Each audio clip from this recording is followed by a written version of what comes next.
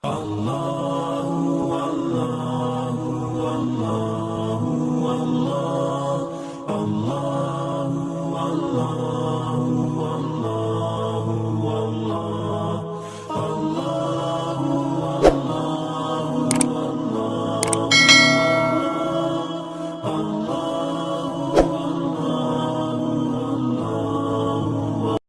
Bismillahirrahmanirrahim. Assalamualaikum warahmatullahi wabarakatuh. Ikhwanu billahi arsyadakumullah. Pada channel berikut ini akan kami berikan tips-tips mudah agar kita bisa berbahasa Arab dengan baik dan benar. Nanti kita belajar bersama-sama di channel-channel berikutnya.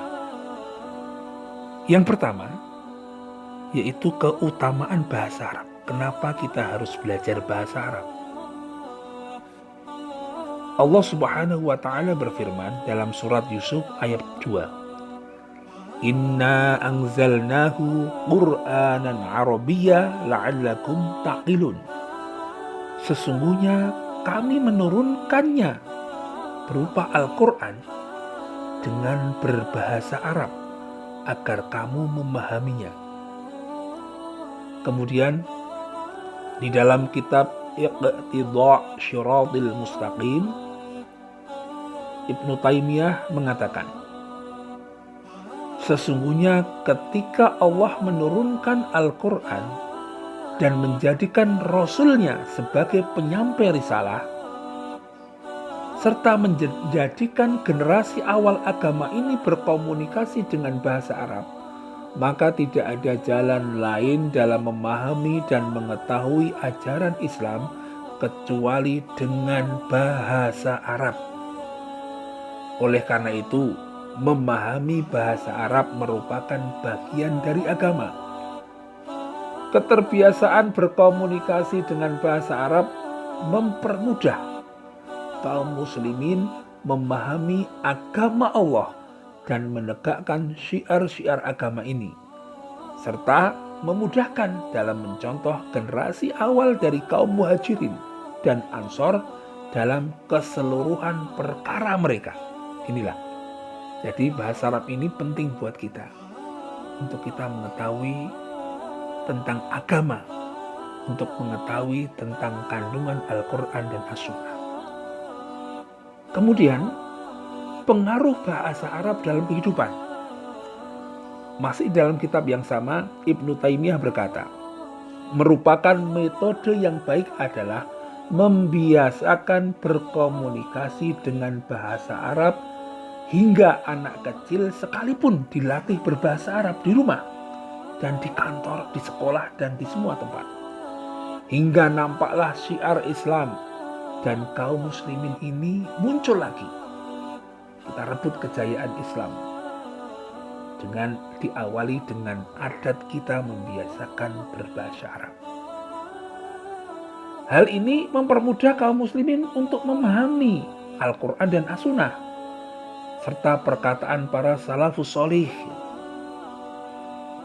Maka ikhwanu billah, ini bahasa Arab luar biasa. Untuk mengembalikan kejayaan Islam, kita awali dengan adat kita berbahasa Arab. Kita mencintai berbahasa Arab. Kalau kita sudah cinta bahasa Arab, maka kita bisa memahami Al-Quran dan As-Sunnah dengan mudah. Kalau kita bisa memahami Al-Quran dan As-Sunnah dengan mudah, ini kita hidup sesuai dengan aturannya Allah. Dan insya Allah hidup kita bahagia dunia dan akhirat. Dan ketahuilah ikhwanu billah, membiasakan berbahasa Arab sangat berpengaruh terhadap akal, akhlak, dan agama. Juga sangat berpengaruh dalam usaha mencontoh mereka dan memberi dampak positif terhadap akal, agama, dan tingkah laku. Ini perkataan Ibnu Taimiyah mengatakan seperti itu. Jadi salah satu cara kita memperbaiki akal, akhlak, ini salah satunya kita belajar berbahasa Arab. Karena bahasa Arab ini adalah bahasanya Allah, bahasa langit, bahasanya Nabi. Otomatis sedikit demi sedikit akhlak kita akan sesuai dengan apa yang diajarkan oleh Allah dan Rasul. Kemudian hukum mempelajari bahasa Arab. Ibnu Taimiyah mengatakan, sesungguhnya bahasa Arab itu sendiri bagian dari agama dan hukum mempelajarinya adalah wajib. Karena memahami Al-Quran dan As-Sunnah itu wajib. Dan keduanya tidak bisa difahami kecuali dengan kita belajar bahasa Arab. Hal ini sesuai dengan kaidah ma la yatimun wajib illa bihi fahuwa wajib. Apa yang tidak sempurna suatu kewajiban kecuali dengannya, maka ia juga hukumnya wajib. Ini, kalau kita mempelajari agama itu wajib, maka mempelajari cara kita mengetahui agama itu juga wajib. Ini.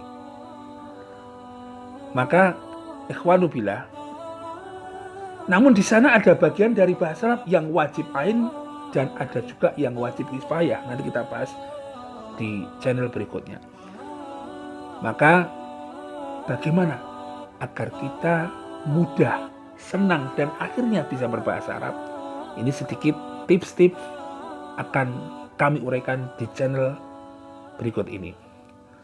Yang pertama, agar kita mudah belajar bahasa Arab dengan cepat bisa.